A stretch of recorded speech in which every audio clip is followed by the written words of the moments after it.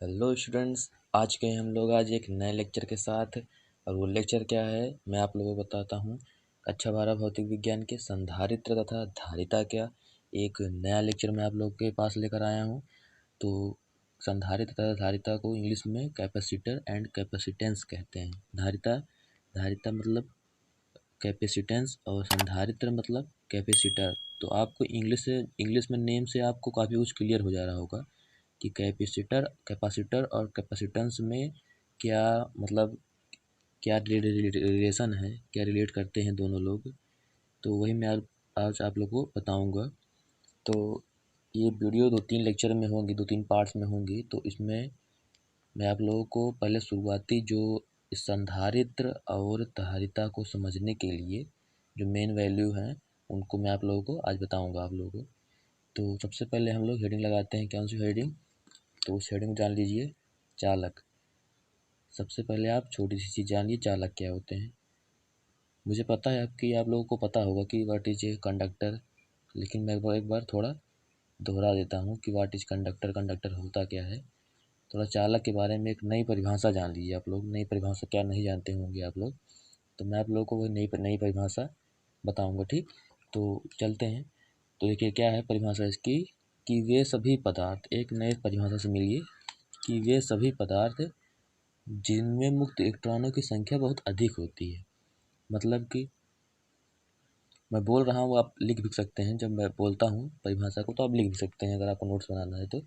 देखिए, वे सभी पदार्थ जिनमें मुक्त इलेक्ट्रॉनों की संख्या बहुत अधिक होती है। मतलब मेरा बात समझिए आप कि ऐसे पदार्थ मतलब जिनमें मुक्त, कोई मान चलिए देख लीजिए कोई पदार्थ है, ठीक, इनमें मुक्त इलेक्ट्रॉनों की संख्या बहुत अधिक होती है। मतलब अगर ये चालक है, अगर ये कंडक्टर है, एक है कंडक्टर है, तो इनमें क्या होंगे, मुक्त इलेक्ट्रॉनों की संख्या बहुत ज़्यादा होंगी। ठीक, ये एक चालक का गुण भी समझ लीजिए और इसकी नई परिभाषा भी समझ लीजिए। इसमें इलेक्ट्रॉनों की संख्या बहुत ज़्यादा होगी। कौन से? मुक्त इलेक्ट्रॉन। ठीक, मुक्त इलेक्ट्रॉनों की संख्या बहुत ज़्यादा होगी। ठीक, तथा मुक्त इलेक्ट्रॉन धारा के प्रवाह के लिए सामान्य ताप पर चालक में उपलब्ध रहते हैं। ठीक, तो ये क्या किस लिए यहाँ उपलब्ध रहते हैं कि सामान्य ताप पर धारा क्या हो, आसानी से मतलब बहती रहे, धारा चलती रहे। ठीक, सामान्य ताप पर चालक में उपलब्ध रहते हैं। ठीक, और यही क्या कहलाते हैं? चालक। नई परिभाषा। ठीक, और इसे थोड़ा शॉर्ट टाइप में बताता हूँ आप लोगों को कि जान लीजिए वे सभी पदार्थ जिनमें मुक्त इलेक्ट्रॉनों की संख्या बहुत अधिक होती है उन्हीं पदार्थों को ही हम चालक कहते हैं। बस इतना आप बता दीजिए, इतना आप जानते रहिए, आपको कोई दिक्कत नहीं होगी। ठीक, तो उससे आगे चलिए। देखिए, मैं इसकी थोड़ी परिभाषा नहीं लिख रहा हूँ, मैं बोल दिया हूँ, आप थोड़ा उसको ध्यान से सुनकर आप अपनी कॉपी में लिख सकते हैं। ठीक, तो चालक आप समझ गए। व्हाट इज कंडक्टर, कंडक्टर क्या होता है, चालक क्या होता है। वे सभी पदार्थ जिनमें इलेक्ट्रॉनों की संख्या बहुत अधिक होती है उन्हीं को हम क्या कहते हैं? चालक कहते हैं। एज एग्जाम्पल में समझ लीजिए, एज एग्जाम्पल में देखिए क्या होता है। एग्जाम्पल के रूप में जान लीजिए, एग्जाम्पल के रूप में तो देखिए एग्जाम्पल के रूप में तांबा, जैसे मान लीजिए तांबा, एल्युमिनियम, लोहा, चांदी। लोहे में अगर आप तार टच करा देंगे तो करंट नहीं लगेगा आपको? करंट लगेगा। ठीक, तो क्या है वो? एक चालक है। ठीक, तो क्या है मान लीजिए यहाँ लोहा एक हो गया और दूसरा लोहा, दूसरा तांबा मान चलिए। तांबा भी अगर आप, तांबा भी क्या होता है? एक चालक होता है। ठीक, चांदी, चांदी भी एक चालक होती है। सभी क्या होते हैं? चालक होते हैं। ठीक, और मैं अब क्या बताऊंगा आप लोगों को, एक कुछ चालक के गुण के बारे में बताऊंगा। ठीक, कि चालक के गुण क्या होते हैं। ठीक, तो सबसे पहले मैं हेडिंग बता देते हैं आपको कि चालक के गुण क्या होते हैं। ठीक, तो हम क्या लिखेंगे इसमें कि प्रॉपर्टीज ऑफ कंडक्टर, कंडक्टर। ठीक, तो कंडक्टर की प्रॉपर्टीज के बारे में बताऊंगा कि 5 तरीके से इनकी प्रॉपर्टीज होती हैं। मैं 5 बता दूंगा, होती हैं, ऐसी बात नहीं कि मात्र 5 ही होती हैं यार। ठीक, तो देखिए पहली पहली प्रॉपर्टी क्या होती है, देखो तुम लोग। देखिए, चालकों के भीतर विद्युत क्षेत्र शून्य होता है। ठीक, चालक का एक नया गुण है, चालकों के भीतर विद्युत क्षेत्र कितना होता है? शून्य होता है। ठीक, मैं लिख देता हूँ कि क्या चालकों के भीतर विद्युत क्षेत्र बिल्कुल शून्य होता है। ठीक, चालकों के भीतर विद्युत क्षेत्र शून्य होता है। ठीक, और दूसरा दूसरा आगे चलिए, आगे समझिए कि दूसरे में क्या होता है कि पहले इसको समझ लीजिए कि शून्य कैसे होता है। मतलब कि देख लीजिए ये क्या है, एक पदार्थ है, मान चलिए क्या है ये एक पदार्थ है, ठीक। इस पदार्थ को आप देखिए, इस पदार्थ में क्या होता है, इसके जितना अंदर क्या होगा, अंदर कोई भी इलेक्ट्रिक फील्ड लाइन नहीं होती है, ना इलेक्ट्रिक फील्ड होता है, ठीक। क्यों नहीं होता? क्योंकि जितने भी इसके अंदर चार्ज होते हैं वो कहाँ डिस्ट्रीब्यूट होते हैं, वो उसकी सरफेस पे होते हैं, ठीक। उसकी सरफेस पे डिस्ट्रीब्यूट रहते हैं, तो इसीलिए इसके अंदर नहीं, इसकी बाहर इलेक्ट्रिक फील्ड होती है, ठीक, ऐसे बाहर की तरफ, ठीक। इसको आप एक प्रकार समझ लीजिए गॉस की प्रमेय में या गॉसियन पृष्ठ में आप समझ चुके होंगे कि क्या होता है गॉसियन पृष्ठ में। गॉसियन पृष्ठ के अंदर विद्युत क्षेत्र की तीव्रता कितनी होती है, शून्य होती है, और उसके पृष्ठ पर आवेश होते हैं, इसलिए क्या होती है उसकी विद्युत क्षेत्र की तीव्रता, विद्युत क्षेत्र की दिशा कहाँ होती है, उसके बाहर होती है, और उसके अंदर भी होती है, ऐसी बात नहीं, अंदर भी होती है, ठीक, लेकिन उसके इस अंदर नहीं होगी, ठीक। इतना समझ गए। दूसरा देखिए, दूसरा गुण क्या होता है, दूसरा देखिए, दूसरा होता है कि आवेशित चालक के पृष्ठ पर पृष्ठ के प्रत्येक बिंदु पर स्थिर विद्युत क्षेत्र अभिलंबवत होता है, ठीक है। मतलब कि आवेशित चालक के पृष्ठ पर, आवेशित चालक के, इसी से आप समझ लीजिए आवेशित चालक का ये क्या है, ये पृष्ठ है, मैं बता रहा सरफेस, तो ये पृष्ठ है, पृष्ठ पर पृष्ठ के प्रत्येक बिंदु पर, पृष्ठ के प्रत्येक बिंदु पर, मतलब देखिए ये बिंदु, ये बिंदु, ये बिंदु, ये सब क्या है, सब बिंदु है ना, मान लीजिए विद्युत क्षेत्र है, तो ये बिंदु क्या होते हैं, प्रत्येक बिंदु पर स्थित विद्युत क्षेत्र अभिलंबवत होता है। मतलब कि देखिए ये सरफेस है और ये इलेक्ट्रिक फील्ड है, क्या है, अभिलंबवत है ना, 90 डिग्री का एंगल बना रहे हैं, तो क्या होते हैं, अभिलंबवत होते हैं, ठीक। दूसरा गुण आप समझ गए। अब तीसरे गुण के बारे में बताता हूँ आपको कि तीसरा गुण क्या होता है। तीसरे गुण को समझ लीजिए कि सामान्य स्थिति में, दूसरा गुण मैंने नहीं लिखा, तीसरा गुण लेकिन लिख दूंगा आप लोगों के लिए। देखिए तीसरा गुण क्या होता है, सामान्य स्थिति में, सामान्य स्थिति में किसी चालक में,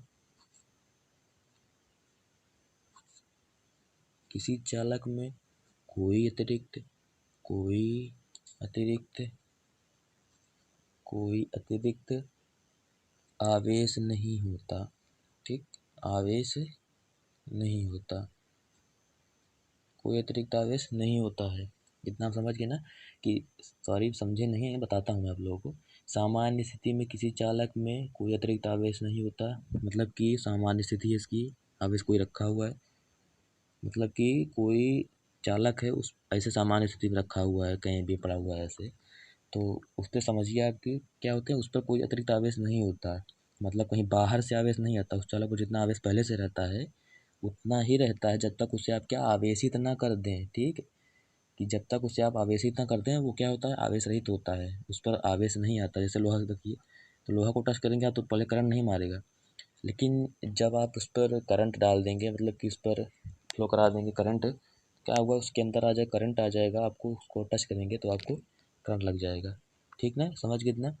चौथा समझिए कि चालक के समस्त आयतन में स्थिर विद्युत विभव नियत रहता है। चालक के समस्त आयतन में, लिख देता हूँ मैं, चालक के समस्त आयतन में, चालक के समस्त आयतन में स्थिर वैद्युत विभव, स्थिर वैद्युत विभव, स्थिर वैद्युत विभव नियत रहता है। क्या रहता है, नियत रहता है, ठीक। इतना हम समझिए। थोड़ा और आगे देखिए, चालक के समस्त आयतन में, समस्त आयतन में स्थिर वैद्युत विभव नियत रहता है, ठीक। उसका जो पोटेंशियल होता है वो क्या होता है, नियत रहता है, ठीक, मतलब न घटता है न बढ़ता है, नियत रहता है। इसका मान इसके पृष्ठ पर भी समान होता है तथा, ठीक, तथा इसका मान क्या होता है, तथा इसका मान इसके जो पृष्ठ होता है पृष्ठ पर भी समान होता है, ठीक, पृष्ठ पर भी समान होता है, ठीक ना। अपनी समझ गए कि क्या होता है, इसके पृष्ठ पर भी समान होता है, मतलब कि इसके जो अंदर का विद्युत विभव रहेगा वो भी नियत रहेगा, ठीक, मतलब एक नियतांक या नियत रूप से नियत रहता है। क्या होता है कि नियत रहता है। क्यों नियत रहता है? क्योंकि उसके जो अंदर होता है वो विद्युत क्षेत्र नहीं होता है। तो उसके अंदर विद्युत क्षेत्र नहीं होगा तो आवेश को गति कराने के लिए जो कार्य होगा वो क्या होगा? वो भी शून्य होगा। और इसका विभवांतर जिसका विभवांतर होगा वो भी शून्य नहीं होगा, क्योंकि इसका जो विभव होता है वो नियत रहता है। मतलब कि इसके अंदर विभव v है तो v इसके रूप में से अलग अलग रूप में रहेंगे। ठीक, इतना आप समझ गए। तो अब एक नए टॉपिक की ओर चलते हैं, देखिए क्या होता है। उस नए टॉपिक के बारे में जानते हैं। तो वो नया टॉपिक है विद्युत रोधी। ठीक, अभी आपने चालक पढ़ा, जो क्या करता है? करंट का बराबर मतलब कि आदान प्रदान लेन देन चलता रहता है, उसका रिश्तेदार होगा इसलिए। तो उसके आगे चलिए, देखिए अब आगे चलते हैं, इंसुलेटर के बारे में पढ़ेंगे हम। इंसुलेटर, इसको हिंदी में क्या बोलते हैं हम लोग? विद्युत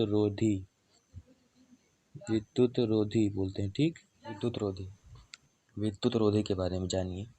तो विद्युत रोधी क्या होता है, मैं थोड़ा एक लाइन में बता देता हूँ। थोड़ा आपको इसके नाम में कुछ नाम पता चल रहा है कि विद्युत रोधी क्या हो सकता है? थोड़ा दिमाग में आया होगा ना कि हाँ विद्युत रोधी क्या हो सकता है। तो उसी के हिसाब से मैं आपको बताता हूँ कि विद्युत रोधी क्या है।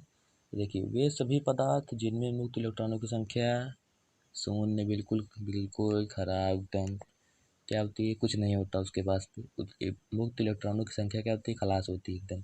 ठीक, तो देखिए मतलब कि इसको मतलब बताता हूँ डब्बे के हिसाब से, उस किसी पदार्थ के हिसाब से कि मान चलिए क्या ये विद्युत रोधी है, मान चलिए क्या है? रबड़ है, मान चलिए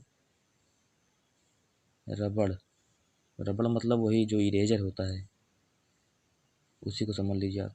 उस पर अगर आप जब मान के चलिए कोई सर्किट तार लाएंगे उस पर और इसको टच करा देंगे तो क्या इस पर कोई प्रभाव पड़ेगा? तो क्या होती है इसके अंदर के ज़्यादा मुक्त इलेक्ट्रॉनों की संख्या क्या होती है? एकदम शून्य होती है, कुछ होता ही नहीं इसके अंदर, मतलब मुक्त इलेक्ट्रॉन होता ही नहीं। मुक्त इलेक्ट्रॉन गायब होते हैं, मुक्त इलेक्ट्रॉन नहीं होता इसके पास।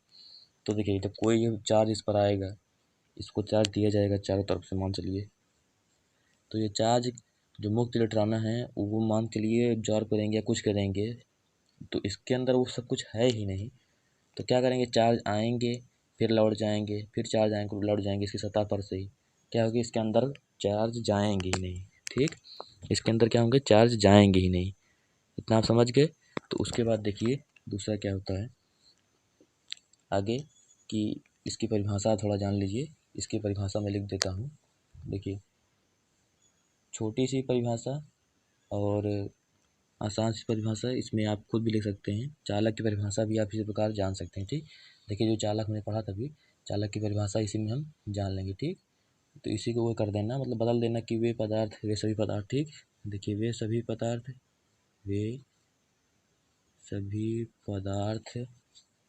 जिनमें मुक्त इलेक्ट्रॉनों, अब आपको नई नई परिभाषा देखने को मिल रही होंगी ना विद्युत रोधी चालक वगैरह की। इससे पहले आपने इन सभी को मान चलो कहीं सुन लिया होगा, लेकिन बहुत लोगों ने नहीं सुना होगा। तो देखिए क्या होगा, जिनमें मुक्त इलेक्ट्रॉनों की संख्या क्या होती है?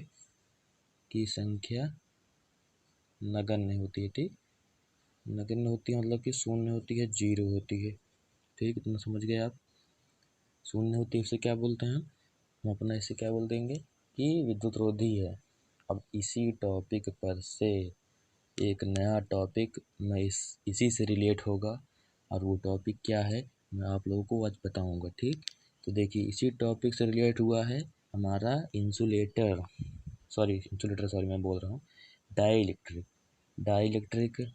अब मैं थोड़ा थोड़ा टॉपिक पे आ रहा हूँ ना आपके, थोड़ा डाई इलेक्ट्रिक के बारे में अब जानेंगे। ठीक, तो देखिए परावैद्युत, इसको हिंदी में क्या बोलते हैं? परावैद्युत। ठीक, तो देखिए क्या हो गया यहाँ, डाई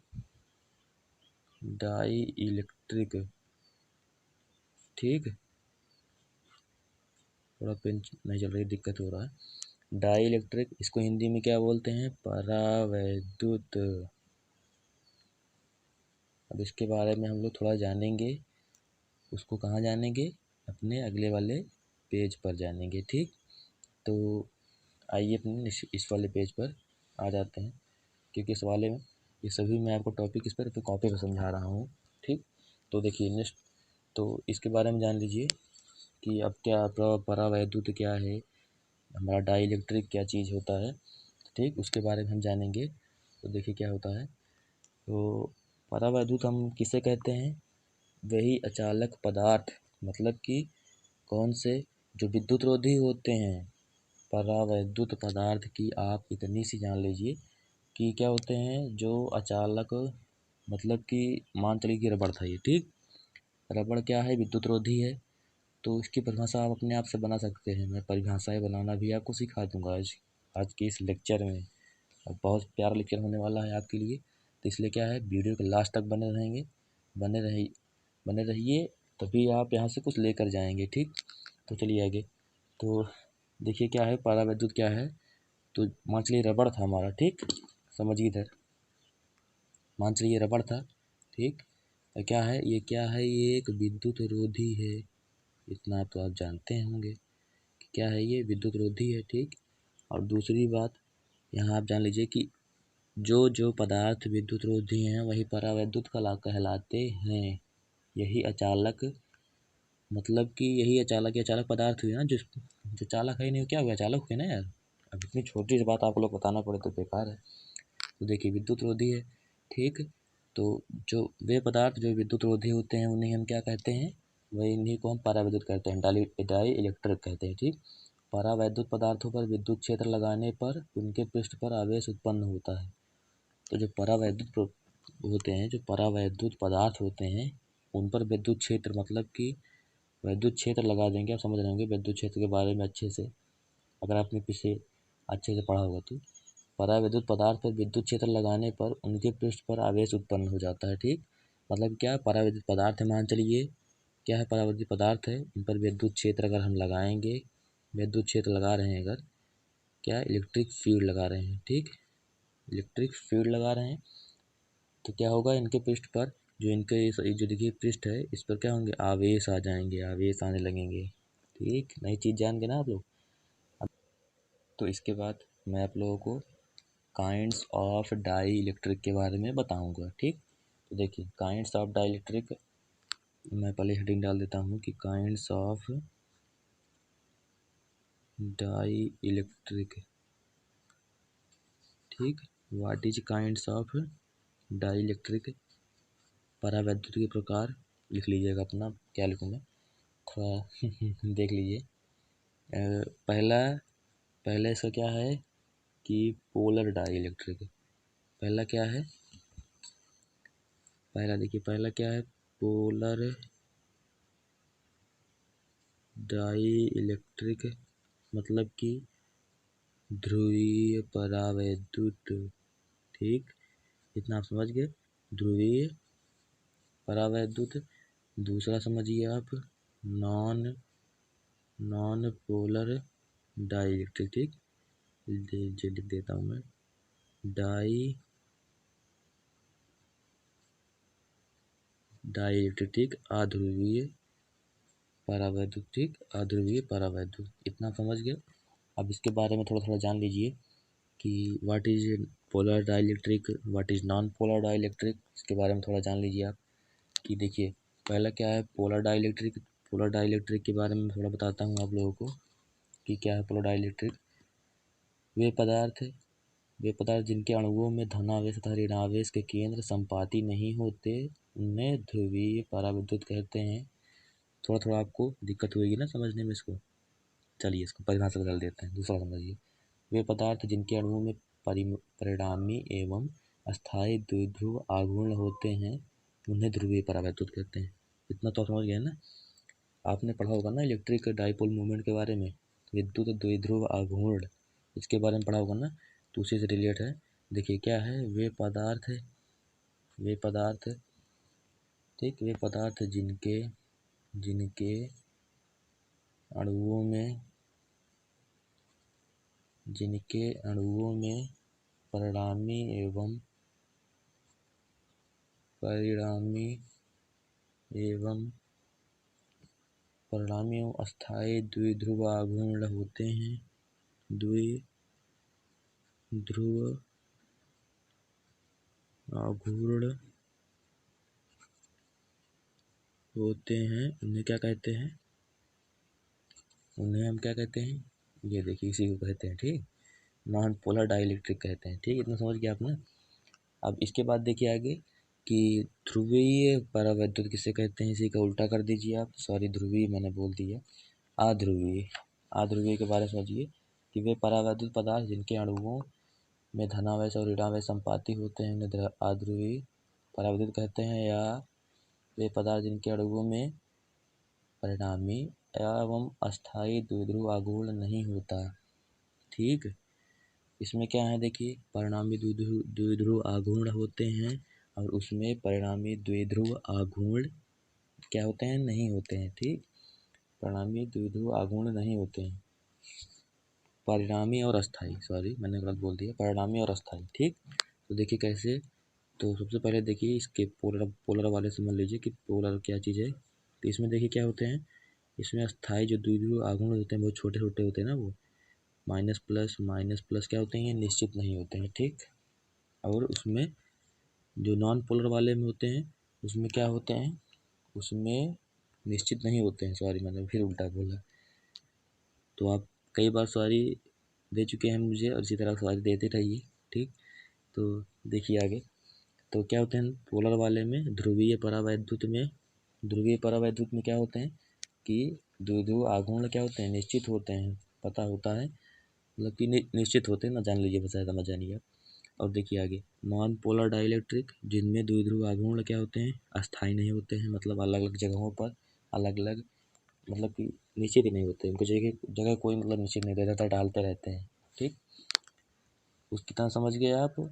अब देखिए, अब आगे हमारा नेक्स्ट टॉपिक में, अगला लेक्चर में क्या होगा टॉपिक नेक्स्ट, परावैद्युत सामर्थ्य के रूप में हम आपसे मिलेंगे इस नए टॉपिक के साथ, परावैद्युत सामर्थ्य, ठीक,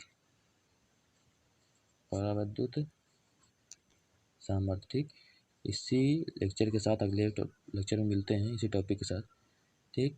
तो मिलते हैं नेक्स्ट लेक्चर में, उसके लिए बाय बाय।